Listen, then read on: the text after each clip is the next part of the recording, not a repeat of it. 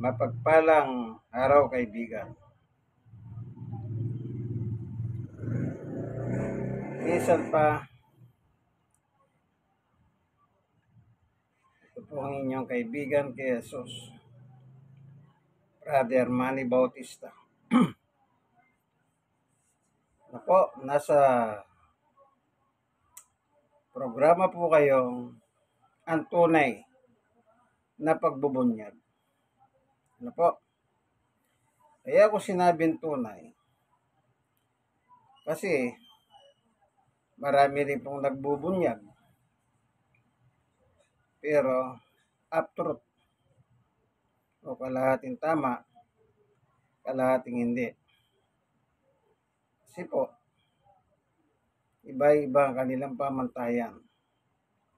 Pero ako, pagdating po sa katotohanan, ang aking nagiging batayan ay wala pong iba, kundi ang Biblia, ang banal na kasulatan. Ang banal na kasulatan, ito po'y ginagamit upang isahayos ang buhay ng tao. Kung ang buhay mo naliliis ka ng landas, pwede mong gamitin ang Biblia parang counseling.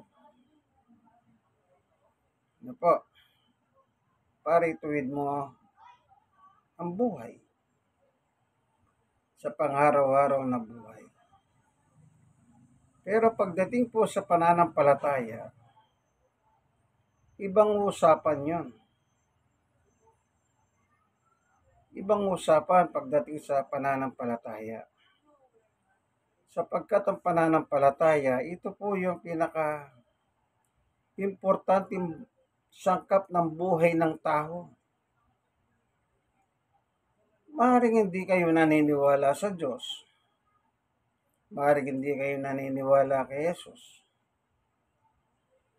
Pero kung tutungayin niyo po ang Biblia, makikita niyo po ang pangalan ng Diyos, makikita niyo rin ang pangalan ng Jesus. Ano po? Kaya ko sinabi pong mahalaga ang pananampalataya ng tao. Kasi po ito po ang sukatan ng Diyos. Ang pananampalataya mo sa Kanya. Kahit anong gawin mo dito sa buhay mo sa mundo, magpakabait ka, magpakasama ka. In the end, pag-aarap tayo sa korte ng Panginoong Yesus, tayo rin ay aanapan ng pananampalataya niya. Yung pananampalataya natin sa Kanya, hindi niya aanapin kung ikaw ay naging mayaman o mahirap. O kung ano man ang naging estado mo sa buhay habang nabubuhay ka sa mundong ito. Alam niyo po kanina nanonood po akong movie sa YouTube. Isang amahin na Lasengo. Yung kanya pong inabutang pamilya, napangasawa yung nanay nila. May dalawa siyang anak.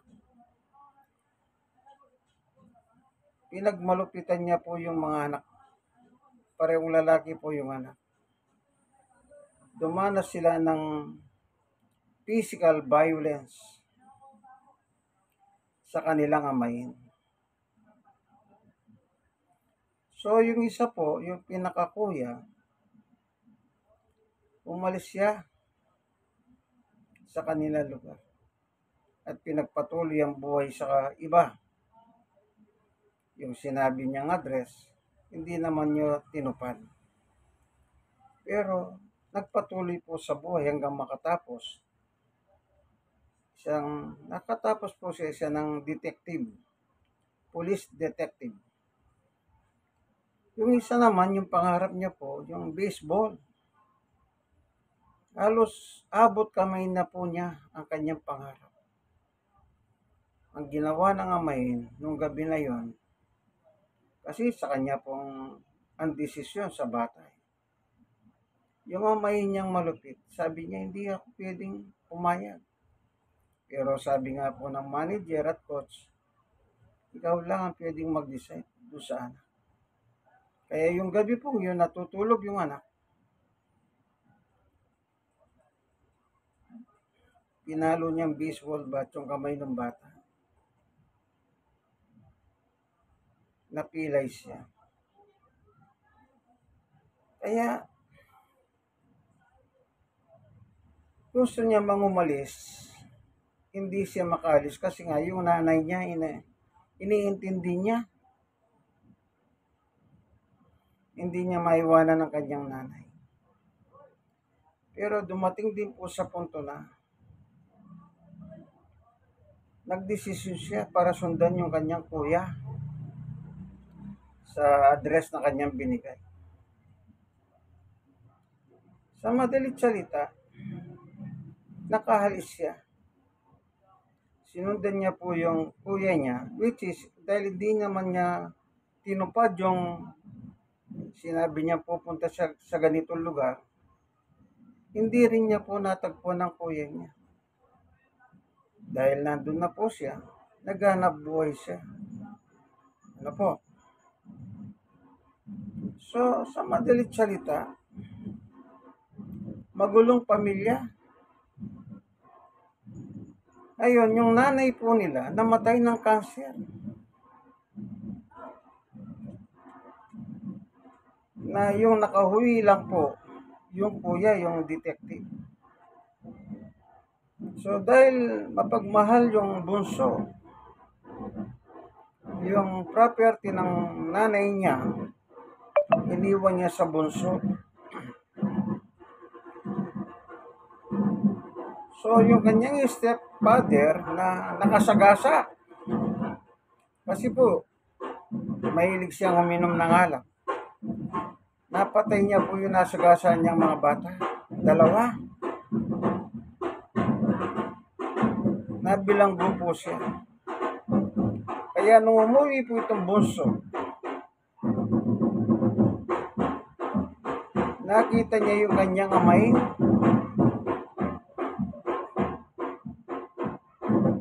Ang sabi niya, akin ang bahay na ito, umalis ka rito. So sabi na amay, bigyan mo ko ng panahon. Bibigyan kita ng 3 araw, sabi niya, para umalis ka. So yung dahil nakulong lang po siya ng 2 taon, yung father ng kanyang napatay,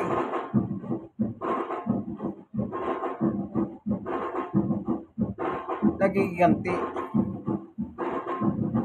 Gusto siyang patayin. Andun na mo pa siya ng papatay. Ako, sa madalit salita, nung umuwi na yung bunso sa bahay nila, tama-tama yung araw na yon, siyang pagalis naman yung amay niya. Kasi yung 3 araw na sinabi niya, ayaw siya nang umalis ng amay kasi sabi niya, meron na ako sakit. Saan ako pupunta? Sabi ng bunso, wala akong pakialam kung saan ka pupunta. Basta umalis ka, bahay ko ito eh. So, lagi niya po sinusundan yung kanyang amay. Gusto niya makasigurado na aalis siya. So, yung 2 inupahan ng namatayan, siyempre po siya na papatayin sana. Como dahil sinusundan siya ng bunso, hindi natuloy yung pagpatay sa kanya. Yun nga po, nakita niyang umalis. So, yung bunso, umuwi na po sa kanyang bahay. Sa isang pagkakataon po sa gabi, dumating sa bahay yung mga papatay doon sa amain. Nagkataon, nandun po yung bunso. So, nakita niya pong dumating yung mga gustong pumatay. Napagandahan niya. Sa madalit salita, napatay niya po yung 2 sa loob ng tahanan. Pero hindi niya po nireport sa pulis. Itinapon nila sa tulay ng kanyang kapatid na detective. Pagkakonsentidor din yung kuya. Siyempre, kapatid. Sa madalit salita, itong bunso ngayon, sabi ng detective sa kanya, wag mo nang subaybayan ang ating amayin. Ayan mo na siya. Hindi, kanya. Gusto ko patayin siya. So, sa madalit salita, noong palang nakalaya yung yung amayin niya, buwat sa bilangguan, siguro nakapakinig siya ng Bible study sa loob ng kulungan. At hanggang sa lumaya siya, pinagpatuloy niya po yun. Kasi, nung sa isang tagpo na papatayin na sana yung dalawang inupahan, meron pong dalang Bible, yung amahin. Galing po siya church na po siya, doon po siya dumadalo. Ang kabutihan ng Diyos, kahit anong sama niya po sa kanyang dalawang anak-anakan at saka doon sa kanyang napangasawa, yung nanay ng bata,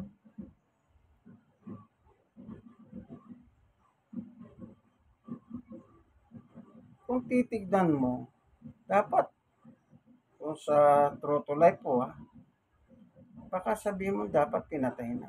Pero hindi po Kinabagan siya ng Diyos.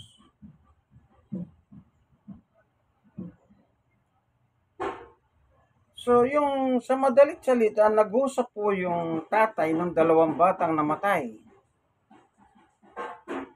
Kasi nabutan niya po sa bahay niya dalang baril. Inahanap yung amahin. Sabi niya, bakit mo hinahanap? Siya yung pumatay sa aking mga anak. Gusto ko ng hustisya. Ang hustisya, itong baril, sabi niya. Sabi naman itong buso, wag mo nang ako nang bahalang papatay sa kanya para sa iyo. Sigurado ka? Oo, sabi niya. Sige, umalis ka na sa bahay ko, sabi niya. Tapos binalikan niya yung detective, yung kuya niya. Nasaan na si daddy? Nandun sa isang apartment, nakapangalan sa kanya. Kasi siguro po, kinuha siya ng apartment nitong detective kasi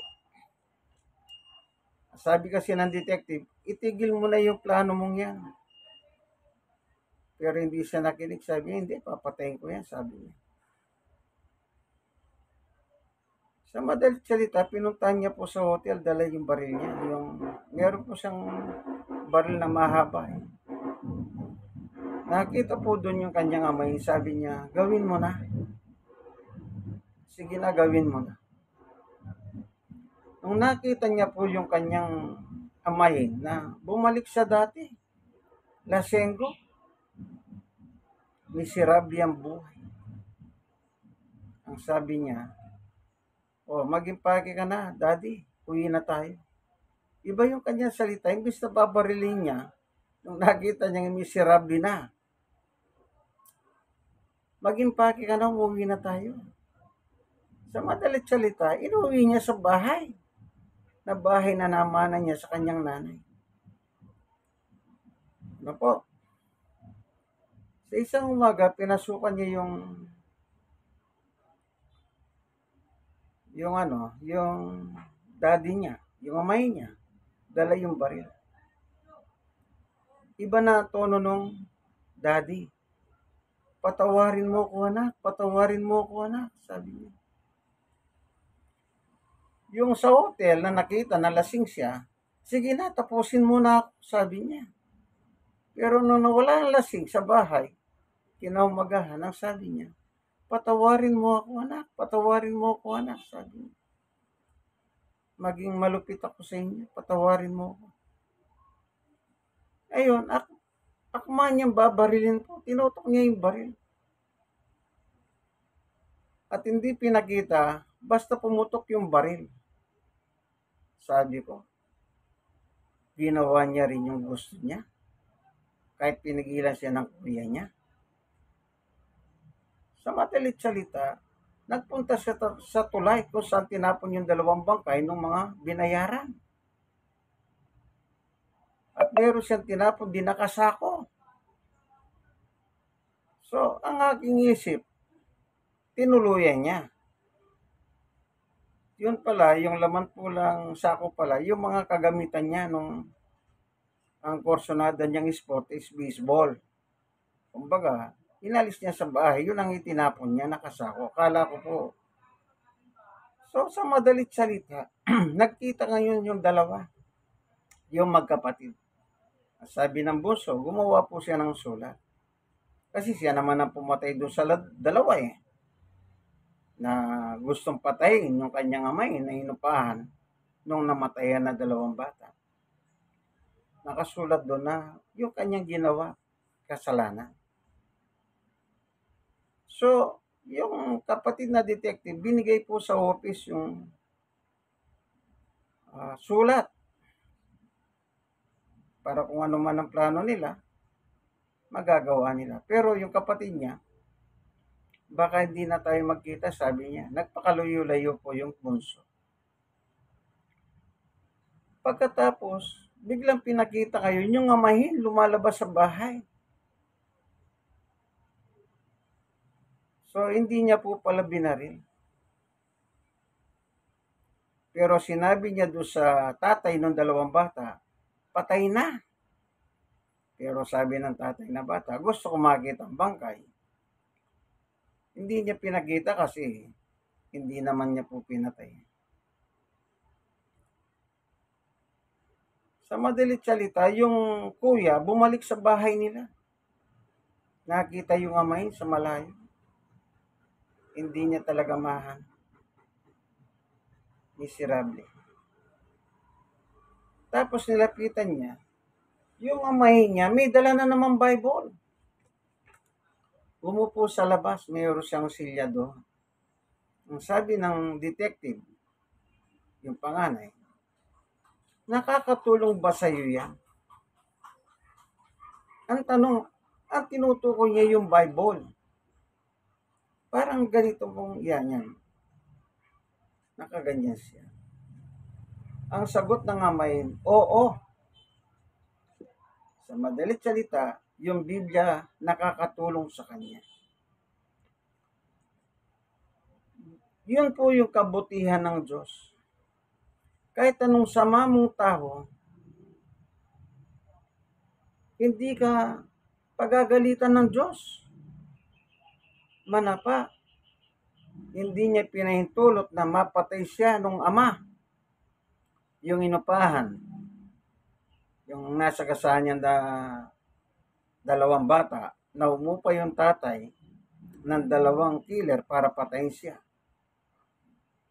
Hindi siya napatay. Ang napatay, yung inupahan. Yung tatay gusto niya rin patayin, hindi rin siya napatay. Kasi nga sabi ng bunso, ako na lang ang papatay. Kasi ang gustong-gusto ng bunso, walang pwedeng pumatay sa kanya, kundi ako lamang.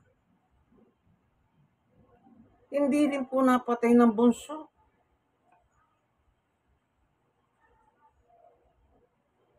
Kita niyo po. Yan ang kabutihan ng Diyos. Ito po, Poimen Bible. Biblia ng mga pastor. Kaya ang intro ko po kanina, yung pananampalataya. Kasi yung pananampalataya ng tao, ang pwedeng tumingin lang ang Diyos.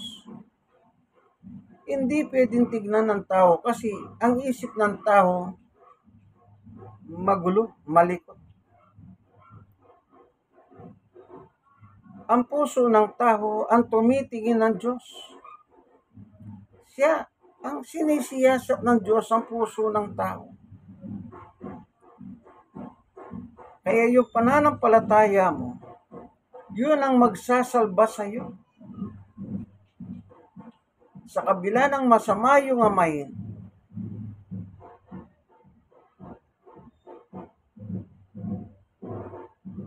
tinulungan siya ng Diyos upang hindi siya mamatay. Ano po? Ganyan kahalaga ang Biblia sa buhay ng tao.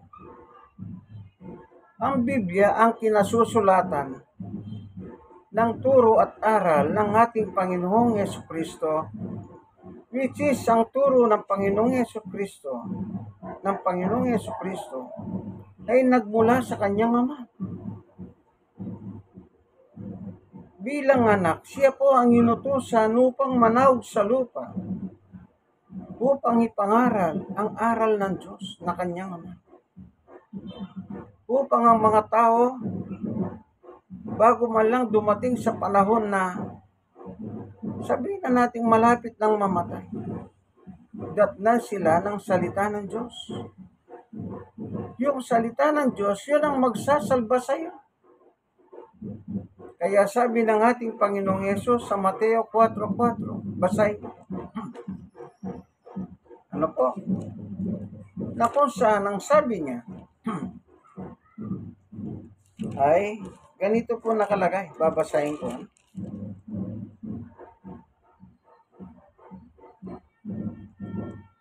Dito rin po sa Lucas 4:4. Ngunit sinagot ito ni Jesus na susulat, hindi lamang sa tinapay na bubuhay ang tao, kundi sa bawat salita ang nagmumula sa bibig ng Diyos.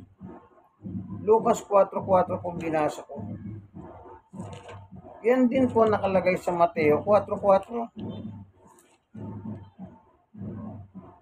Ngunit sumagot si Jesus, hindi lamang sa tinapay na bubuhay ang tao, kundi sa bawat salitang nagmumula sa bibig ng Diyos.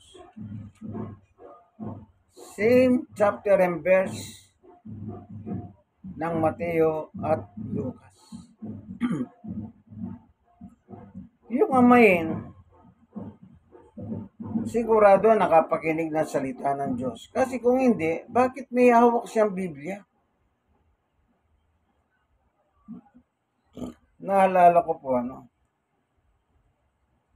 yung isang namatay na death penalty, alala niyo po si Etchegaray, yung bata po yata, yung bata na kinakasama niyang parang stepdaughter yun, bata lang. Ginahasa at pinatay. Parang ganun po, Alam niyo po, nung nakita ko si Etchegaray sa balita, nung ilalagay na siya sa death row, ang hawak-hawak niya Biblia. Hindi siya nagre-resist. Yung iba pagka, ay dali na natin yan, hawak ng sarehas yan, para wag lang matangay siya. Si Etchegaray po, hawak niya ng Biblia. Nang hatulan siya ng kamatayan. Nung igawad na yung kamatayan, actually nakita ko rin po yung nicho niyan sa sementeryo. Tinuro noon, nakita ko. Nung na sementeryo po ako, nakipaglibing kami. Sabi, ayan yung libingan ni Etchegaray. Nakita ko po, sa lupa lang. Naalala ko na nangabuso ng bata ng kanyang kinakasama. Ang hawak-hawak Biblia. Kaya ganun po kahalaga sa buhay natin ang Biblia. Ang malaking problema po, imbis na halimbawa sa panahon natin, dahil high-tech na po tayo, may mga cellphone, pwede ka namang mag-upload ng Biblia. Pero may mga cellphone, ayaw nilang nag-upload ng Biblia. Dumadalo sa mga panambahan, sa simbahan, na kanilang dinadaluhan. Hindi nagdadala ng Biblia. Wala nang upload na Biblia ang cellphone nila, hindi pa sila nagdadala. Ako hindi po. Always, lagi po ako may dala. Ano man ang nilalakad ko, nagdadala ko ng Bible. Yung cellphone ko, merong English Tagalog, may Tagalog, at merong English lang. Para pag gusto kong tumingin sa English, meron kong nakikita. Ang Biblia po, sabi po rito, sa Lumang Tipan,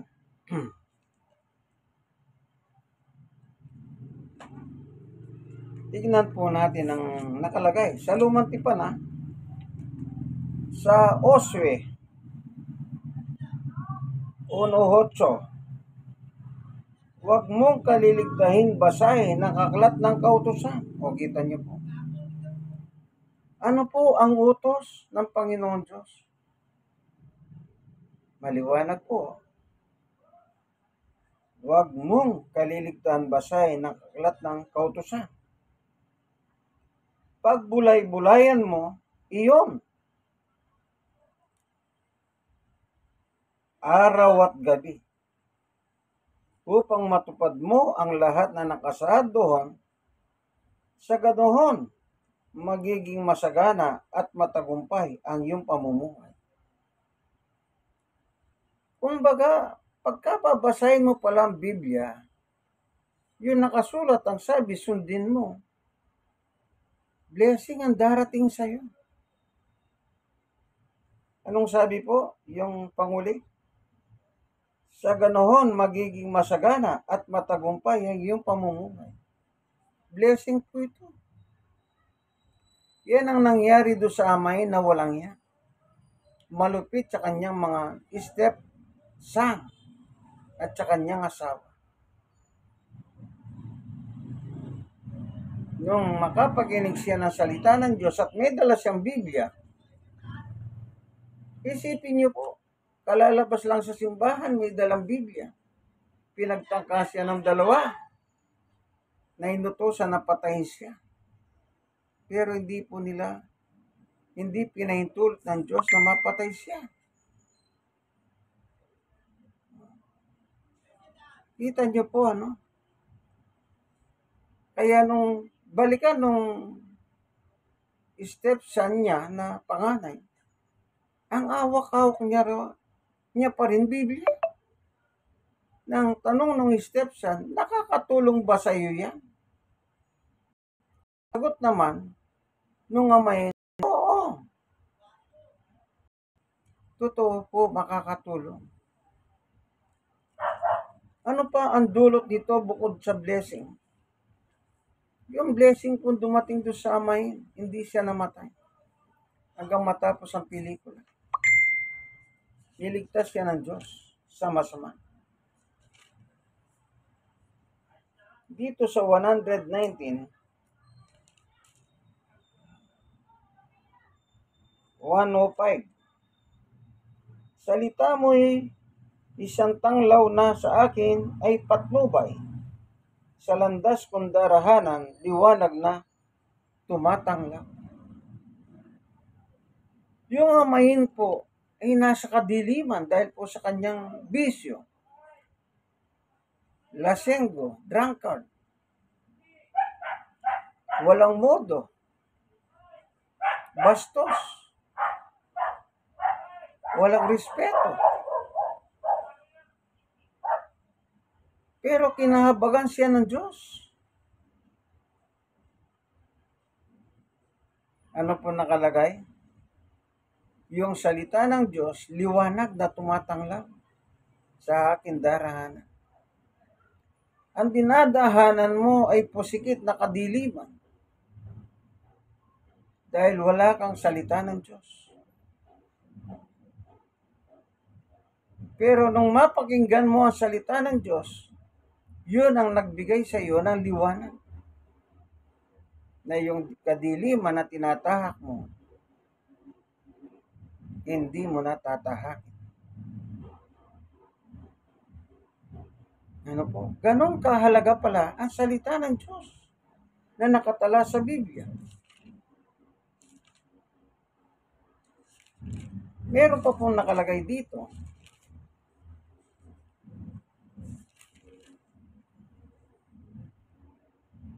Dito naman po sa Kawikahan 30, verse 5. Ang lahat ng salita ng Diyos, lahat ay mapapanaligan at siya ang kanlungan ng mga nananatili sa Kanya, nananalig sa Kanya. Kapag isa ka na palang mananampalataya, ang sabi ng mga ngaral, ang salita ng Diyos ay mapapanaligan. Totoo po yun. Si Jesus ang nagsabi Hindi lang sa tinapay. Yung tinapay po, simbolo ng pangangailangan na araw-araw ng tao. Hindi lang sa tinapay nabubuhay ang tao, kundi sa bawat salita nagmumula sa bibig ng Diyos. Kaya pala mapapanaligan ito, mismo ang Diyos ang nagsalita. Ganon po pala kahalaga ang salita ng Diyos. Kaya sabi nung panganay, nakakatulong ba sa iyo yan? Oo, sabi naman ng amay. Ano po?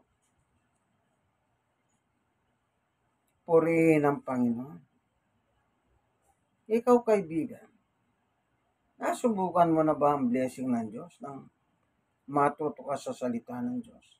Ako marami na pong blessing ako na tinanggap mula sa Diyos magmula nung matutunan ko ang kanyang salita. Hindi ko lang po isinishare sa iba. Ano po? Hindi ko lang sinishare. Ako mismo nakaranas ng blessing ng Diyos. Ang buhay ng tao, hindi mo alam kailang kapapanaw. Maaaring mamaya, maaaring bukas, maaaring sa isang bukas, sa isang linggo, sa isang buwan, o sa isang taon. Pero mas maganda, bago ka man lang dumating sa ganon, yung tinatawag nilang huling hantungan, walang iba kundi yung sementeryo. Kaya minsan meron po akong narinig na kwento. Tinanong yung bata, yung tatay mo, saan nakatira ngayon?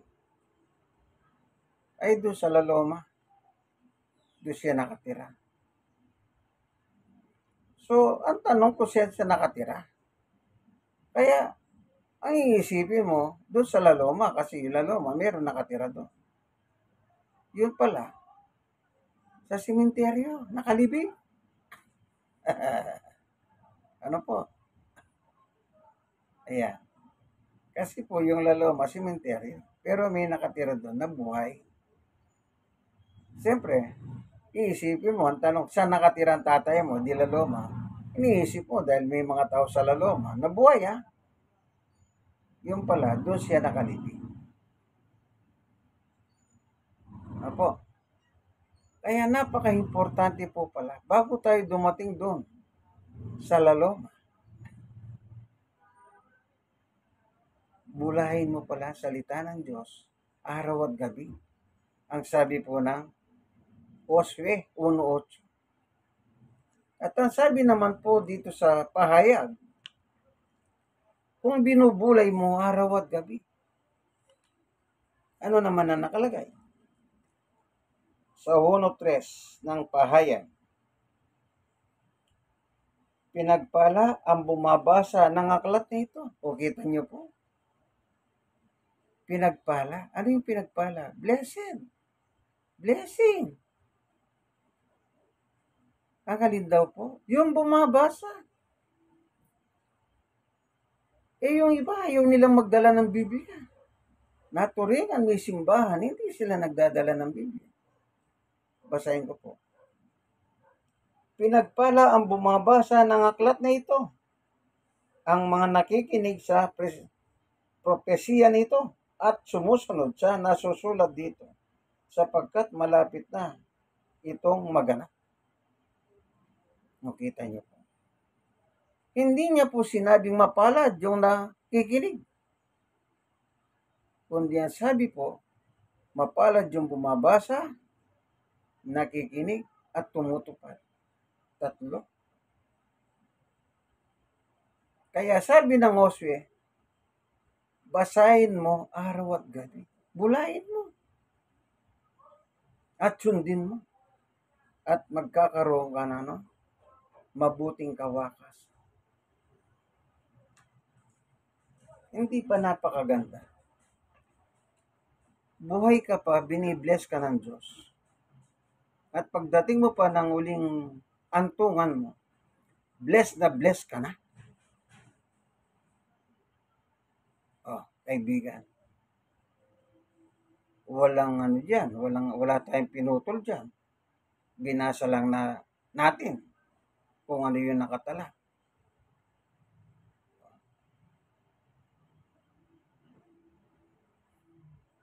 Yung pagbabasa ng Biblia. Malaki ang tulong ng salita ng Diyos sa tao. Bukod sa mapalad na bumabasa, ibig sabihin, blessing. Ano pa yung salita ng Diyos pag binabasa mo? Yan ay pagkain mo. Pang-spiritual food mo. Kasi po, ang tao may dalawang kalagayan. Meron siyang physical, meron siyang spiritual.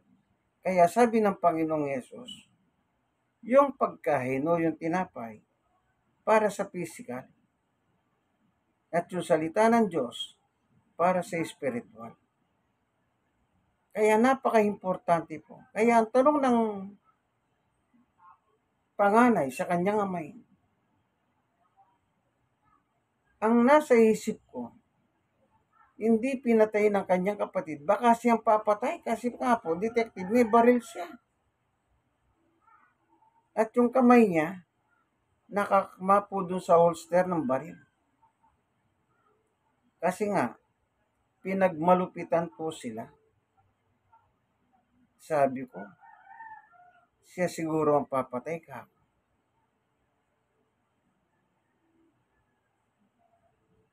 Pero hindi.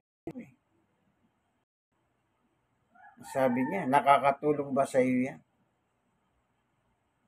Oo, sabi ng amay. Sabay talikod ng ni detective. Jimmy, ayusin mo ang buhay mo. Sumakay na sa kanyang kotse at saka na siya umalis. Ang pangalan po ng tatayan nila is Jimmy. Ano po? Napanood ko lang po sa YouTube yun. Kani-kanina lang. Ano po? Praise the Lord. Kaya, kaibigan, na ikaw na nakikinig, nanonood ng aking video, pwede bang i-share mo ito? Malay mo. Yung makapanood, yung nasharean mo, magdala ng liwanag sa kanila at salita ng Diyos. At ikaw naman nasharean, mag-share ka rin. Ano po? Purihin ang Panginoon. Salamat, Panginoon Diyos, sa liwanag. Tunay nga pong mapapanaligan ng iyong salita, O Diyos. Salamat. Nawa yung manonood ng aking video, i-bless mo po sila, Panginoon Diyos.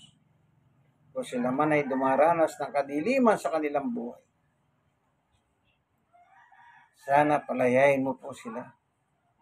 Kung sila man ay may iba't ibang klaseng karamdaman o sakit, iyong pagalingin po sila. Salamat po sa liwanag ng iyong turo. Ako, buhay na saksi sa marami mong blessing sa buhay ko. Salamat po. Sa ngalan ni Jesus. Amen and amen. God is good all the time. All the time, God is good. Amen. Amen.